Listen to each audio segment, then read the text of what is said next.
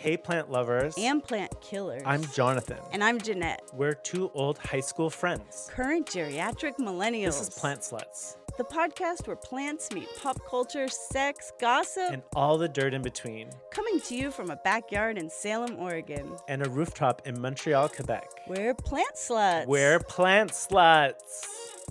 Oh my God. Oh. Hey, sluts. Welcome to the final episode of our trail mix series, where we take your innocent little snacks and absolutely ruin them with history. Today's victim, the hazelnut. Hard on the outside, but full of rich, scandalous goodness within. But first, let's share our garden status updates. Jonathan, what's going on in your garden? Well, spring has officially begun after a lot of slow starts and restarts. Yay. I'm at the stage where whenever I go outside, I stop and I look around my garden. Mm-hmm. Where if someone were to see me, they'd probably wonder what the hell I was doing because there's nothing. It's all just dead leaves.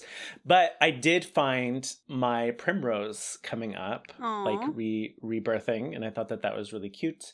That's about all that's growing. Oh, there's some crocuses in the front yard. Oh, nice. And other than that, my greenhouse is really going well. All of a sudden, things are just sprouting out of the boxes in the greenhouse. I've brought up all my seedlings. They're doing really well. I'm really looking forward for my seasonal depression to end. Before we talk more about your greenhouse, I do have an announcement. Okay. Jonathan, I am a new mother to a baby boy and a baby girl haskap plant. Oh my God, really? Wait, actually, no, they're not boys and girls. They're just two different varieties. Yeah, I know. I was going to say, wait a second, Jeanette. Did you not listen to our episode? I think I confused kiwi because I was considering kiwi. Yeah, I went to buy a trellis yesterday. So, of course, I bought seeds and plants. Of course. From a farm store. And they had a bunch of different varieties. So I chose Blue Pacific haskap, and it would be so cool if I remembered what they were while we're recording. I don't remember what the other one was, but there's Aurora. There's one called Aurora. Mm-hmm. There's another one, I think Borealis, because I think those are ones that go together. I think it was Borealis. The other one was Borealis. Okay. Yeah. So I'm kind of planning to put them in the front yard, I think. They're kind of like shrubs, right? They get shrubby. Yeah, well, they get, the one up in my community garden's 5 feet tall. Perfect. So no one can see inside my yard. That's what I want. But it's really bad clay soil, so I think I'll have to dig out a few feet of, not a few feet, but a foot of soil and put in some good soil for them to do well, because nothing's doing well out in the front yard. But I'm excited for my babies. Well, that's great news. They're flowering right now, so I think I'll maybe have some berries this year. Already? Oh my God. Yeah. I just saw mine actually on my way into the house, and I noticed that they have little buds on them. So I got really excited. Aw. Yay. Cousins. Speaking of your plants, I visited you in Montreal. Yes. How was that? Thanks for asking. I went for spring break, and it was cool. I got to see Jonathan's garden, his greenhouse, and we did a bunch of other stuff. Because I should mention that it's been 20 plus years since the last time you came to Montreal. Yeah, I thought about that because I think I was going to try to get you to come here, and then I remembered I really haven't been to Montreal in a long, long time. So it was really fun. And you were like, what better time to travel to Montreal than in the winter? Yes. Oh, I had to buy a winter coat. I didn't own one. I bought two just for the trip, and now they'll just sit in my closet until I go back, I guess. It wasn't too cold like some of the times I've been there in January when I was younger. It was fine. Yeah. There were some nice days. Yeah. Your greenhouse was really sunny. We got to record a video that we'll put up later. It was cool seeing your rooftop greenhouse. Yeah. And the best part was you constantly checking your greenhouse temperature in your house. The phrase of the trip was it, "Hey Google, what's the temperature in the greenhouse?" It's that time of year where it's it's so exciting when the greenhouse gets warm. you kind of sent me a link and convinced me to get a little Bluetooth greenhouse thermometer. Oh my God, it's your turn. So I have it on Bluetooth, but instead, because I don't have it like hooked up with Google, so my analog version has been, Nathan, what's the temperature in the greenhouse? And then he goes out and checks. To make him to go out and look at it? Oh my God. Yeah, or like I'll text him from work because it's Bluetooth, so I don't see it at work what temperature it is. I'm like, what's the temperature? Open the greenhouse, close it, open it. Oh my God. That's like what I ask my neighbor, like what my neighbor upstairs to do. My friend who lives upstairs, I'm always like, can you go and open up the greenhouse? It's too hot. Yeah. I'm like, oh my God, it's hot. Now it's cold. Shut it. One fun thing in Montreal that we got to do was go to the Botanical Gardens, which doesn't seem like it would be that fun when it's still winter, but it still has this huge greenhouse, like conservatory. It was like 5 rooms. Is that? Yeah, I think there's 5 or 6 greenhouses. It was definitely like a full day's journey going through that. Like I would go to a botanical garden and just see that and then go back another day to see the outdoor stuff. It was a long day in there. I mean, we did spend a lot of time like reading everything and talking about the plants. Yeah, and you smelled everything, which kind of, it was interesting because I realized like I don't experience life or the world or plants through my nose. If I was there alone, I would have just been looking at everything. Jonathan's like smelling everything. So then I start smelling everything after him. Because you kind of experience things more through maybe different senses than I do, which I just thought was interesting. It's just like we're different people. I have one of those like big Roman Italian noses, so maybe that's what helps. Yeah. My mom does the same thing. I think you pick up on smells more than I do, and you can like describe them. I'm like, yes, smell good and smell bad. It was fun. There was one room that was kind of lame though. What was the one? Oh, yeah. It was like the last one. And I think it was the one that they had just renovated. It was like color coordinated where every single corner had like a different color. Yeah. Like what they tried to do was just make sure everything kind of was flowering at the same time. Yeah. Basically, you're experiencing like an overload of flowers. Yeah. That normally wouldn't like flower at the same time. It was filled with like blooming like tulips and daffodils and like climbing plants like clematis and everything was just full flower, and I'm just like, well, they have to be coming in and switching these out because tulips and daffodils last like a week. So is that the plan forever? Like it didn't have that natural habitat ecosystem feeling that you usually see in a botanical garden where things are in their natural cycle. So it was interesting, and it being kind of like color coordinated for me took away the special feeling you get when you see something that has a really interesting color contrasting against the green and other colors. When everything in the section is red, nothing really stands out. When everything's blue. Well, also they had like colored lights, right? That they were using in it as well. Yeah. Even the green aspects were colored in that shade.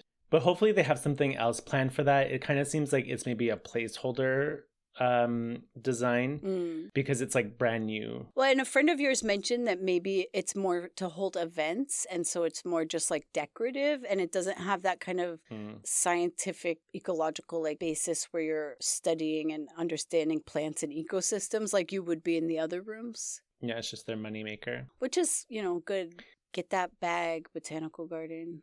And we also went to a cabane à sucre, which is also known as in English a sugar shack, for the sugaring off. Yeah, it was your birthday weekend, so we went with a bunch of people. Yeah. Oh my God. Can you explain that? Yeah, like for people that might not know, like from an outsider perspective. We drove like 45 minutes out to the, farmlands and got to this little cabin, and inside it was like a big restaurant. We sit down at this long table, just get served like a ton of food with maple syrup. Like way too much food. Yeah. We both had the vegetarian one. It started with like a soup. A split pea soup, which is like a traditional Quebecois soup. It doesn't have maple syrup in it, but some people do. Like one of the people we were with, remember, she was like putting maple syrup in it. Oh, okay. I was putting maple syrup in my coffee because I like to do that anyway. And then we had these big like veggie burgers on waffles with syrup on them, and a big fake sausage and some good roasted potatoes and meatballs and baked beans. with lots of maple syrup. Right. Oh, and they also made their own cider there. So I had some I had some cherry apple cider. That was like a fancy like reinterpretation of what the traditional Sugar Shack meal is too. Mm-hmm. Usually it's like much less put together, and it's much more like just plates of this and that, and everyone just kind of like grabs it. This was like an elevated version of it. So it's usually more like family style? Yeah. Like there's like fluffy eggs, of course, like roasted potatoes, a bunch of like pickled vegetables. Sometimes they're like hot dog sausages cooked in maple syrup. There's also pig's ears, fried pig's ears that usually people dip in maple syrup. Yum. Yeah, this was a much more elevated, civilized interpretation of it. You could tell it was elevated because our plate was a big board of wood. Yeah. I always wonder how they wash that. And then finally, if you're not already stuffed and putting things in to-go boxes, dessert comes out. And that was ice cream with, it's a certain kind of maple syrup. You were talking about it. It's like stickier. Yeah, it's like cooked more than normal maple syrup. And then when you put it on a cold surface, like usually you put it on ice outside, it kind of turns into a taffy that you eat. And they had like put this on the ice cream. Yeah, so we had that on ice cream, and then there was like a cake. Pudding chômage, which is basically like unemployment cake. It's called, literally. It's like it's like a poor man's pudding. I don't know. I didn't know what was going on the whole time, like, because, the waitress was speaking French and so I'm just sitting there like smiling and nodding. I don't know what she's asking me or what she's giving me. But everyone speaks English too. That's an interesting thing about going to Montreal is like the most embarrassing moment, I think, in Montreal for me personally was because of the language barrier. Going to is it called the SAQ where you buy alcohol? Yeah. And I went to buy wine. And so the cashier. Oh my God, I remember that. So the cashier. Okay, so in Oregon, they will scan your license barcode no matter what when you buy alcohol. Like, you can be 80, you can be 10. Well, that would be weird. 21. And so she said something to me in French. So I just assume, she's asking for my ID. So I go to get my little passport card out. And she kind of looks at me and like smiles. And Jonathan tells me like, she's asking like if you're using a card or if you need a bag or something like that. If she was not asking for my ID. And I was like, oh my God, she thinks I think like, yeah, I know. I probably look like 20. Oh God, the nerve that girl thinks she looks like she's under 18 because the drinking age is 18. So she's like, what? She thinks she looks 17. Like, it's so funny. The nerve of these Americans. And also, like the last time I was there, I remember like I always had to have my ID or my passport on me or else, I couldn't buy anything. So, because it was 20 years ago when I was 20. But even then, I don't think I've ever been asked for my ID. Even when I was like 15 buying liquor at the liquor store, like they never asked me for my ID. Not in Montreal. I remember in BC years ago needing to have my passport. But yeah, Montreal, like what the fuck was I thinking? That was so funny and embarrassing. But Montreal, it's like rude if someone were to ask you for your ID when you order alcohol. It was also interesting because of the tariffs. There's no American alcohol at all, no wines or things. So it was interesting to see that how the political situation is kind of affecting farmers and vineyards in the U.S. And like the victims of it are people who love wine and farmers, really. The victim are people in Canada who aren't able to drink California wine. Victims to me when I saw that are Willamette Valley farmers where I live and vineyards who are trying to sell wine. And that extends down to California and those farmers who want to sell their wines and can't. To people who probably want to buy them, just farmers are suffering, basically. And in the U.S., people think of the Republicans as like pro-farmer and pro-family and pro-like white Christian farmers. But in actuality, like the farmers have been suffering so much from these tariffs more than other jobs. My God, Jeannette, like what, you want this to become a political podcast? We're supposed to talk about gossip and sex, and here you are going on about Republicans. I know. I don't even like that I said the word Republican.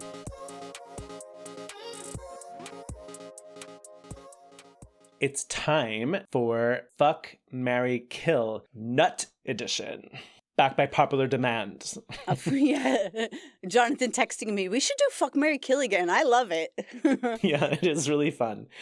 No other feedback. I've picked out 3 nuts for you, Jonathan. You have to choose which you will fuck, Yeah. which you will marry, which you will kill. Your 3 nuts: macadamia, pistachio, Okay. and almonds.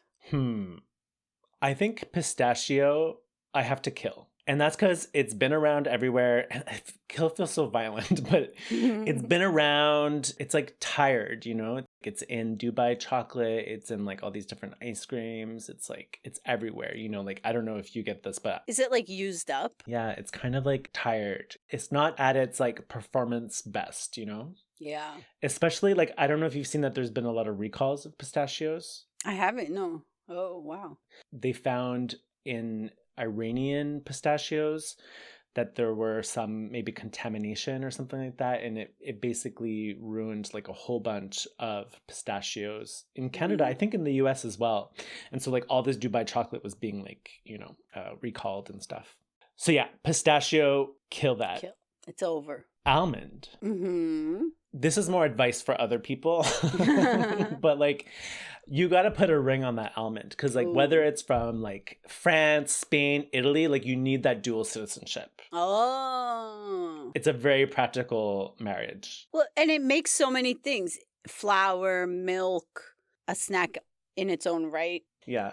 Just hands down, like I love almond flavored things. Yeah. Like frangipane and marzipan and like anything with that inside of it. It's like yum, yum, yum. So yeah, put a ring on that. And macadamia, I guess I have to fuck macadamia. Yeah. Macadamia is kind of like elusive, don't you think? Yeah, it's the opposite of pistachio. It's like you kind of, you know, you see it pop up every now and then, but it's like, whoop, oh, it's gone, you know? Like, yeah. Oh, and imagine if you just wanted some. Like, there's no way you could just run to your cabinet and find any. You have to go look for it. You gotta like, okay, this is gonna be, you gotta like fuck that to like, you know, deposit some of that sexy memory into your spank bank, you know? Oh my God. You just like in your wild seed sowing days before you settle down with the almond, you gotta make sure you get a little macadamia in there. Plus, they're like a little bit, you know, exotic. Like Hawaiian, Australian.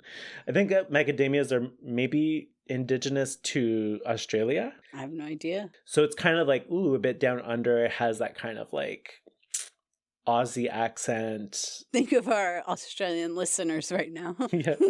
Have you heard like people saying like I think it's called like crunching your O's? No, what's that? Oh my God. You know like how Australian people pronounce like home, like home. No. No. Yeah, like oh my God. Oh my like, God. You like macadamia like crunches their O's, you know, and like that's good.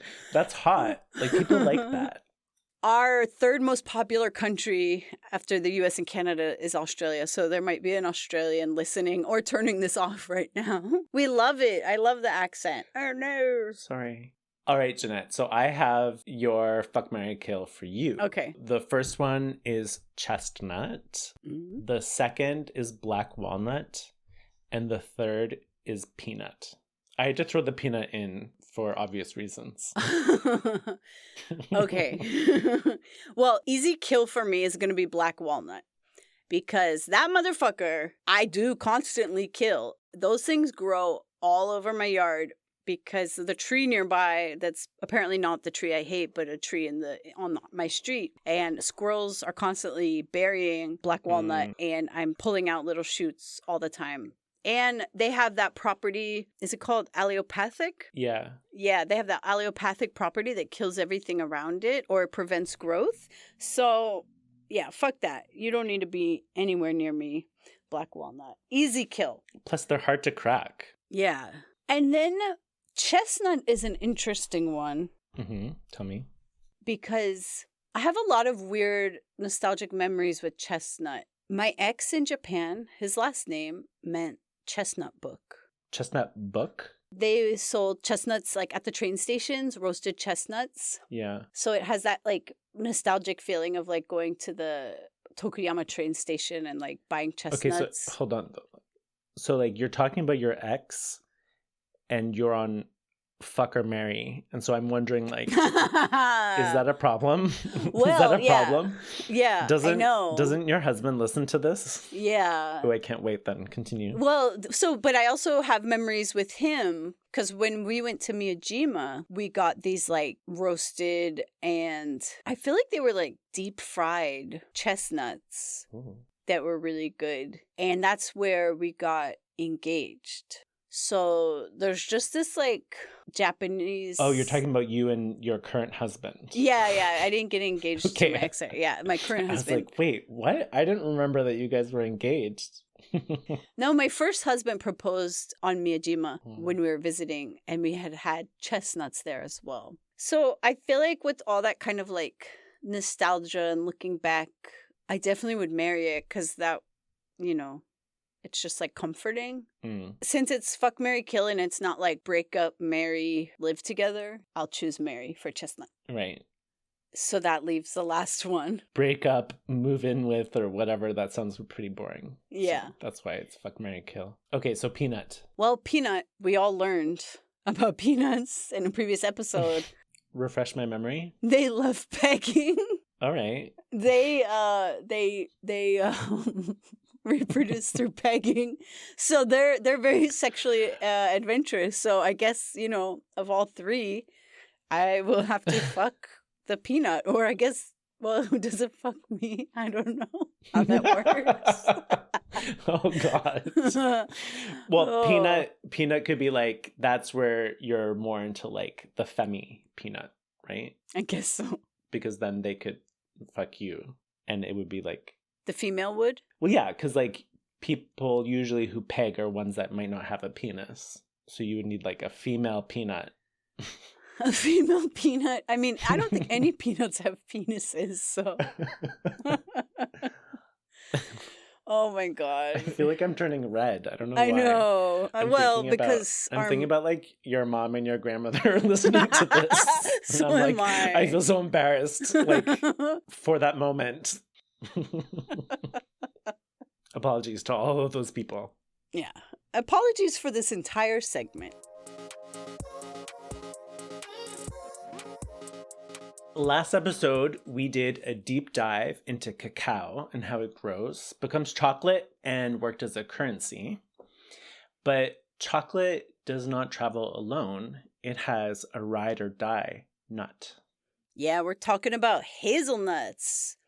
Today we'll find out why one chocolate spread effectively controls a huge chunk of the world's hazelnuts, and why Oregon calls it their state nut. So hazelnut is a shrubby tree in the genus Corylus, which is in the birch family. There are a few varieties, I think, that mostly interest us. There is Corylus avellana, which is the most common cultivated variety, and it's also known as common hazelnut. There's Corylus americana, which is the cousin that's native to the common hazelnut, and it's found in the eastern United States, and it's unsurprisingly called American hazelnut. And then there's Corylus cornuta, which is native also to North America, and it's actually found as far north as Quebec. And its common name is the beaked hazelnut, which very much resembles a very tight foreskin, if you were to Google that. And turns out, Jeannette, that you and I are connected in some way to hazelnut geographically, because they're both important to Oregon, which I think you're going to talk about a little bit later, and to the region in Italy where I have a villa or a rustic farmhouse with no running water, septic, or electricity in the area of Avellino. I'm looking up the beaked hazelnut right now. The kind of nut pod has this elongated beak, or I guess, yeah, kind of has that foreskin vibe, like the haskap. Right? In our research, we found out hazelnuts don't put out easily.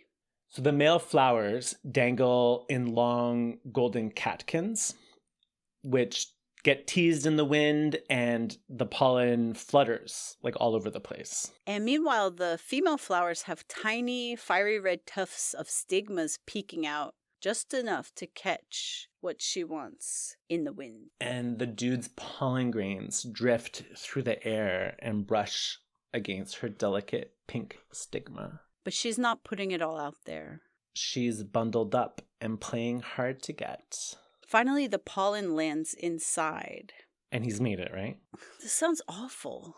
Sorry. Doesn't it? It's not our usual, delivery. So I think that's just why it feels weird. It's like storytelling almost. Yeah. All right. But that's fine. All right. I think it'll sound good. Okay.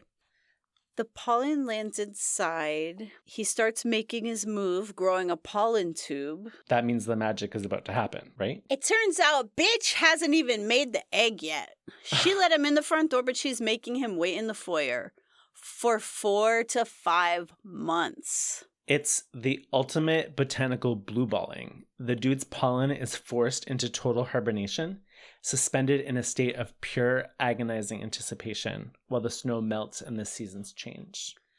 And what is she doing in all that time? She's taking her sweet-ass time getting ready. Mm-hmm. I relate to that. All through the spring, she's slowly, meticulously building the ovule, setting the scene behind closed doors. She has to get her hair done and put her face on. It makes sense. Then finally, late May rolls around and the weather's warming up. The mood's right. She's finally ready. She sends a chemical whisper down to that waiting pollen. He wakes up from his months-long tease, rushes down the rest of the tube, and they finally make contact. The months of built-up tension break. Fertilization happens, and that is when the real swelling begins to produce the hazelnut. It's an absolute masterclass in making them wait for it. So, Jonathan, why don't you tell us where hazelnuts come from? Actually, hazelnuts don't have just one place that they call home. There's competing stories that depend on culture and commerce. I had mentioned Avellino earlier, and the connection to Avellino isn't just historical. It's part of the plant's botanical taxonomy. So the scientific name, Corylus avellana, from the Latin nux abellana, meaning the nut of Abella, which is actually modern-day Avella, which is a town in the province of Avellino. Is this etymology again? Mm-hmm. Okay, just checking. Avellino is where your shack is, right? Your orchard shack? Yeah. It's also where my great-great-nonno is from. Aww. I'll be going actually in May, next month, and traveling through Avellino, and it's actually still famous for its local varieties like Montreal and Nocciola di Gifoni. Oh, you'll have to take some pictures with some hazelnut trees. When my mom visited here, I kept trying to get her to take a picture in a hazelnut orchard because I told her that's what we're famous for around here, and she never would. So now I'm gonna try to get you to do the same. I'll take a picture. I actually have hazelnuts growing on my land, so I'll take a picture. Oh wow! Of my hazelnuts. They'll be reproducing when you're there. The pollen will finally get in there. Yeah, I'll be able to witness it. Ooh, voyeurism. I'll get my nano. Grandfather? No, what is that thing called? A microscope? A microscope. My nano microscope. I thought you were oh my saying god. Your grandfather. I was like, he's still there. His ghost. My nanos. I don't know. Is it called a nanoscope? Anyways, I'll get my nano microscope and look at the final sex scene. Nice. Who needs the internet? Yeah, exactly. So before World War II, hazelnuts were mainly consumed in Italy as whole roasted or ground into coarse flour that they would use, mixing into breads. So the combination of hazelnut and chocolate, that's known as gianduja, it dates back to the early 1800s in Piedmont region, which is in the north of Italy, during the Napoleonic blockades. And it was during the severe cocoa shortage after World War II that the hazelnut's role became global. To extend the limited cocoa supply, the Italian pastry chef Pietro Ferrero created a sweet spread made largely from the abundant hazelnuts that you find everywhere. And that paste would eventually evolve into today what we call Nutella. And it shifted the hazelnut from just basic bitch regional crop into a key industrial ingredient in a global confectionery system. And I found some interesting facts. So about 80% of the world's hazelnuts actually come from Turkey. And a huge portion of those hazelnuts go straight into the production of Nutella, like a shocking percentage of the global crop. And Ferrero, that Italian pastry maker, and Big Nutella consumes roughly a quarter of the world's hazelnut supply. It's like 100,000 tons a year. And that level of demand has driven the prices of hazelnut up like significantly. In 2025, prices jumped even more when a late frost in Turkey damaged the blossoms and it cut the country's harvest in half. And since then, prices are like 60% higher than what they're usually. So a single weather event in one country can destabilize global food pricing because one company is disproportionately dependent on that crop region. Yeah. As hazelnuts have become more profitable, growers around the world are expanding production, which is, I guess, what you see in a lot of these cash crops. So new orchards are being planted in places like Chile and Australia and Oregon. So Oregon's hazelnut industry in the US continues to grow. There's a disease called Eastern filbert blight, which is caused by a fungus.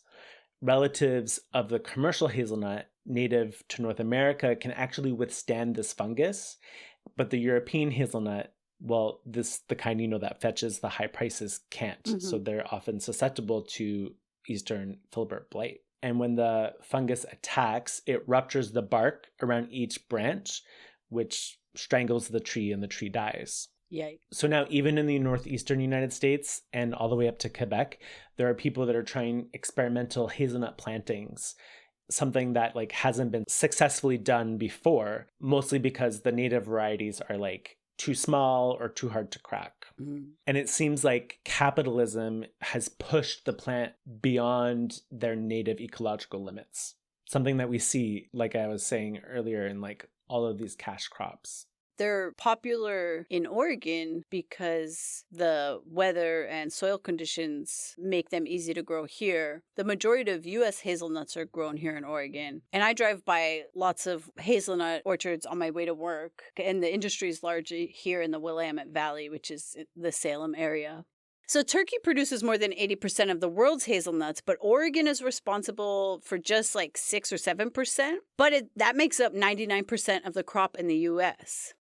And if you remember, I toured a hazelnut farm last summer. I talked about it in our Primroses by Polly episode. I saw young and old hazelnut orchards, which was really interesting because hazelnut trees can produce until well over 100 years old. Wow. So when we went to the old growth area, it had like a very large canopy. They were very large trees. But typically around here, you see like little more shrubby trees, people trying to quickly grow hazelnuts. Yeah, I've seen that. I find it really beautiful, like alleys of really tall, like leafy overstory.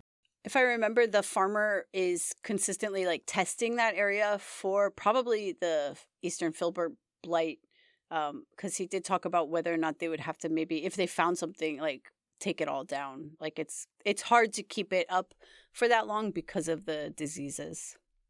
And speaking of filbert blight, why do we keep saying filbert? You might have heard hazelnuts used to be called filberts in the U.S. And filbert is a correct name for the tree and the nut, and it has like a French origin. But I did not heavily research the etymology. You should have just sent me a message. I would have come up with a whole speech about that. Why did they shift from calling it filberts to hazelnuts? Well, that first mention of a shift from filbert to hazelnut was published in Salem's newspaper, the Statesman Journal, on a food page in 1975. The recipe suggests substituting chopped filberts, and it, quote, says, now being marketed under the name hazelnuts. So they use that term marketed. Yeah, it's so interesting because it's similar to what we were saying about Haskap's, that they changed the name to Quemeries in Quebec to make it more like French sounding or more delicious. Like hazelnuts definitely does sound a lot better than like a filbert. Yeah. A lot of like Midwestern people, I feel like, know what filbert is, but I had never heard it till I moved here. I've only ever seen it on like a package. Mm. I've seen like a package of hazelnuts that said filbert. You know, in the 70s, 80s, Oregon processors started kind of using it interchangeably, filberts, hazelnuts, but hazelnut was the name being used in Europe. So the story is that customers overseas were like sending them back because they would get these shipments of filberts and they didn't know what it was. They're like, what the fuck is this? I didn't order this. It was really a marketing decision to change it to hazelnut. And in 1981, the Oregon Filbert Commission decided to conform and kind of started emphasizing the name hazelnut. And did they change their name to the Oregon Hazelnut Commission? Yeah, they did change their name. I think that was what happened in 1981. We talked about the Eastern Filbert blight, and just another shout out to Oregon. Oregon State bred some resistant varieties, and that's why we still have them growing here today. Oregon State's also who sponsored me going to the farm last year. Like their agriculture programs are really good. I want to go there. You got to get them to sponsor this podcast. Oh Jeannette. my God, yeah. For me, it's interesting with hazelnuts because they're surprisingly hard to find in stores, even here in Oregon, like just the regular grocery store. Unless maybe you find them covered in chocolate, but I usually only find hazelnuts in farm stores. Like I saw them yesterday in the farm store where I bought the plants. But the one cool thing is, I don't know if they sell it where you are.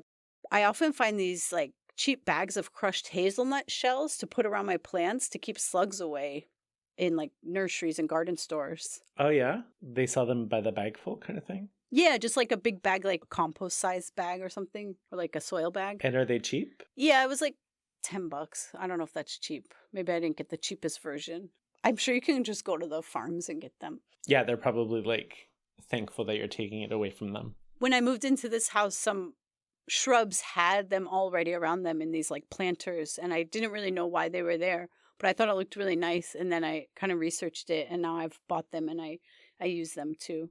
I have seen walnut shells as like a mulch, but that's like a luxury product. Like I don't remember how much it was, but it was definitely unaffordable. Because I think it would be like make a nice mulch, right? And it would be probably good for the soil. It's kind of like a mulch to keep the slugs away. And I guess maybe it's not a cheap bag. Like it probably is a luxury item to buy a $10 bag of hazelnuts. It just depends what your gardening budget is, and mine is out of control. So that's why for me, I'm like, that's really cheap. But yeah, I couldn't do my whole like garden. It's just on specific plants and like specific areas. It seems like slugs are deterred by anything sharp. Like people use crushed eggshells, and you're saying walnut shells and like hazelnut shells. So just like broken glass probably would work. Ouch. Yeah. But then it'd be hard to garden. Oh my God. Sticking your hand in. Like on your knees, like all like cut up. So yeah, that's most of what we found out about hazelnuts. An interesting plant that is the Oregon state nut and controlled by the Nutella Industrial Complex. Wow. Okay. So hazelnuts show us how modern food systems are shaped less by nature and more by human desire, corporate demand, and branding, turning this simple wind-pollinated shrub into a global economic player. Will you say the last part again and pretend you're excited about it? That should go at the end of the show. Yeah. Turning this simple wind-pollinated shrub into a global economic player. Sorry, I was researching hazelnut shells. No. You have like another tab open, but it's also about the topic of our thing. It was like, sorry, we do not offer farm pickups, delivery only.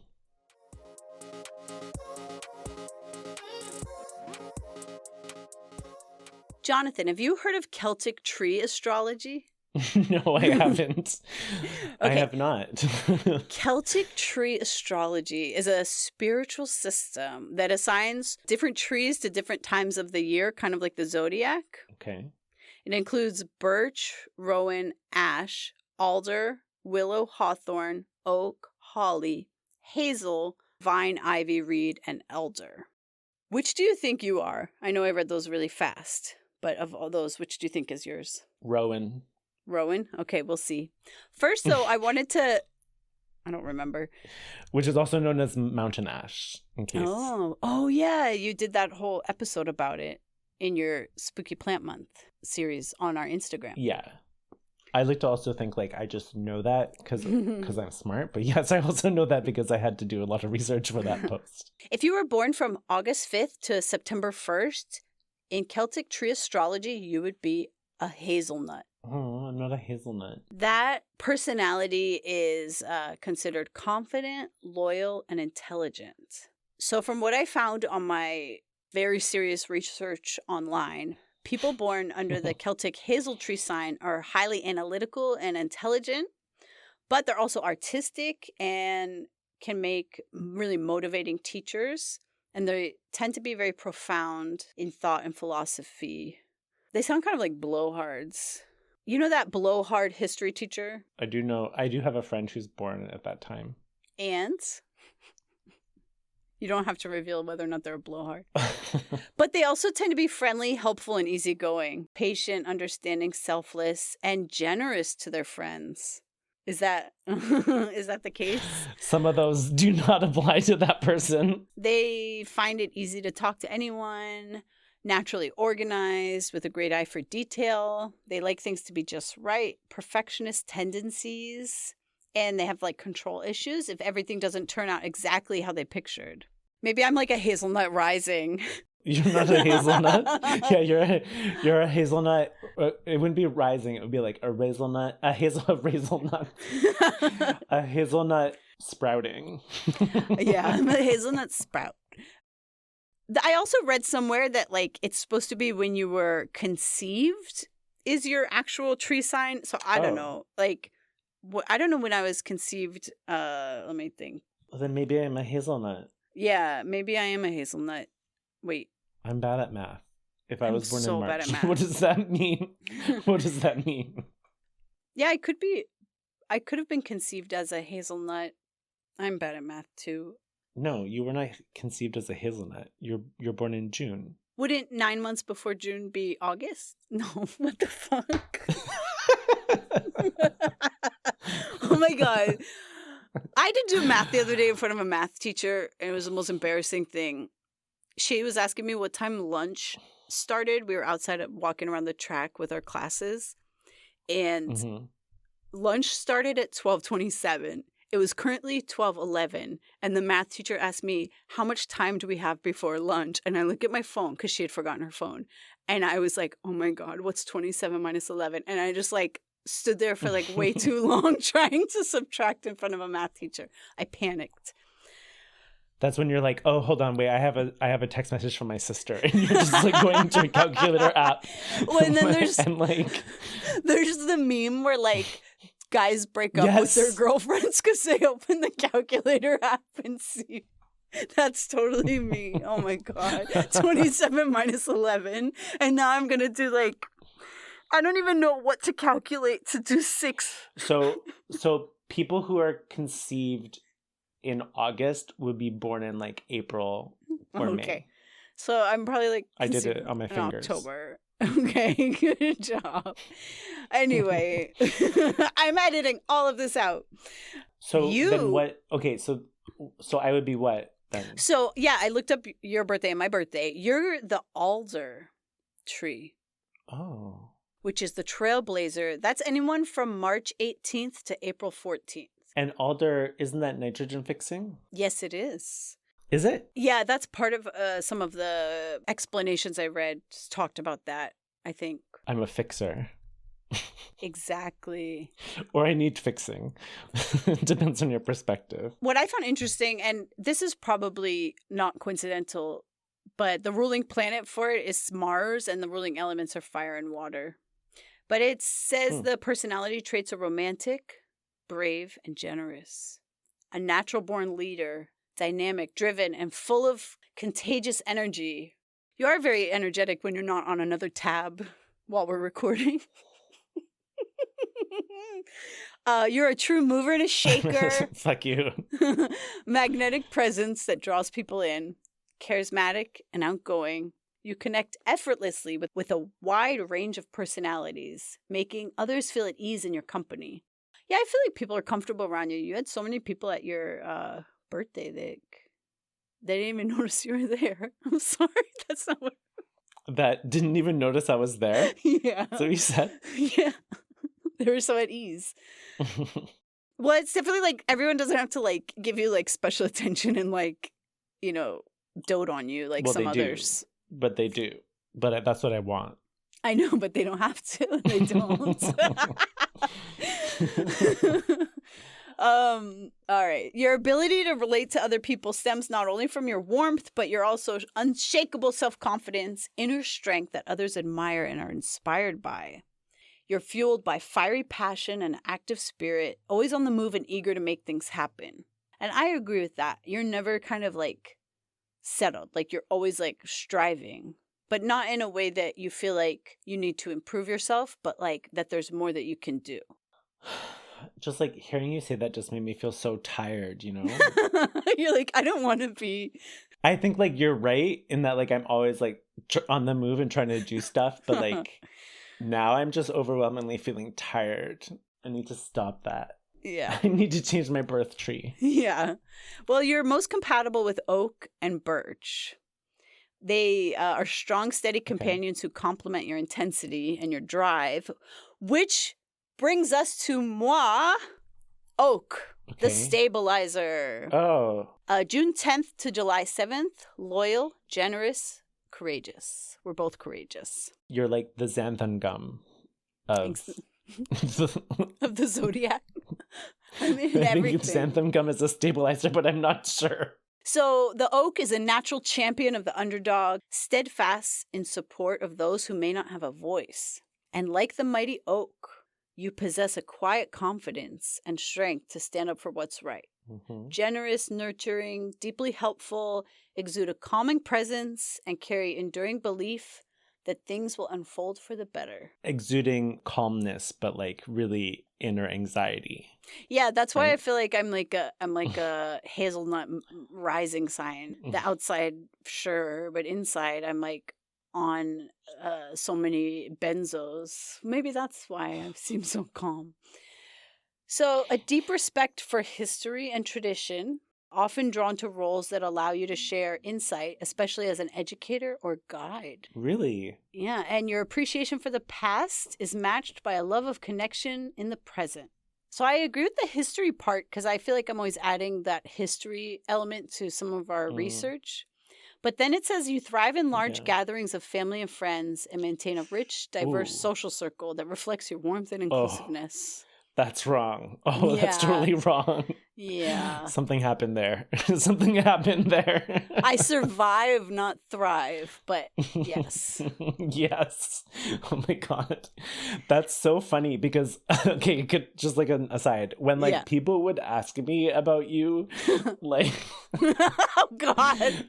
Oh my God, I'm so embarrassed to say this, but like when people were like, is Jeannette enjoying it? Or like, you know, like when you're in Japan or whatever, and like, you know, how's Jeannette doing? And I was always like, you know, I would always say something like, Jeannette is not someone who like enjoys things. She just tolerates things.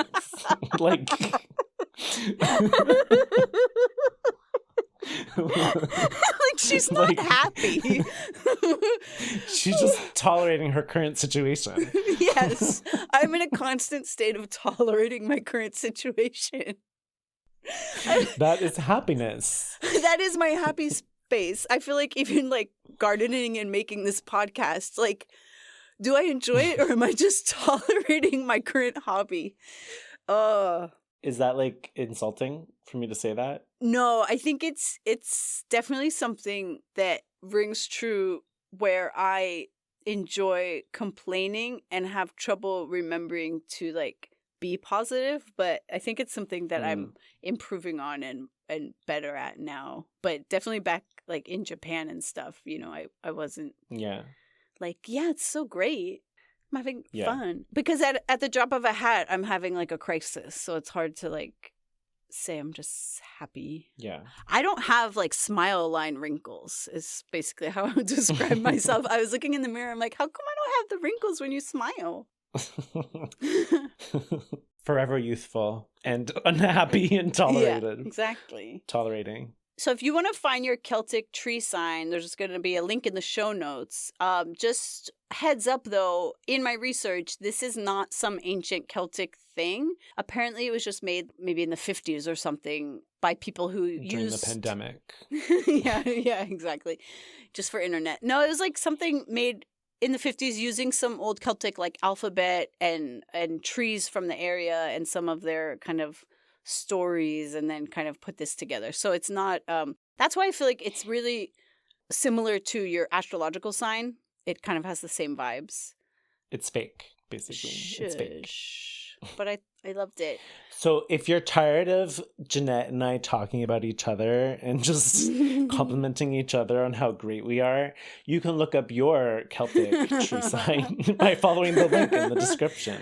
Having our deep conversations about our personalities. One other thing I wanted to talk about, though, is the Encyclopedia of Magical Herbs, where I always find like it's like masculine. I think this is a sun and an air sign. It had this great spell to protect yourself or your plants, it said in parentheses, while outdoors. Draw a circle in the dirt with a hazel twig around yourself or the plant concerned. So, like, use the twig to draw the circle. So, when you're out in your garden, find a hazel twig and draw circles around all those plants that you're worried about. I think it's going to be better than crushed hazelnut shells to protect them. Apparently.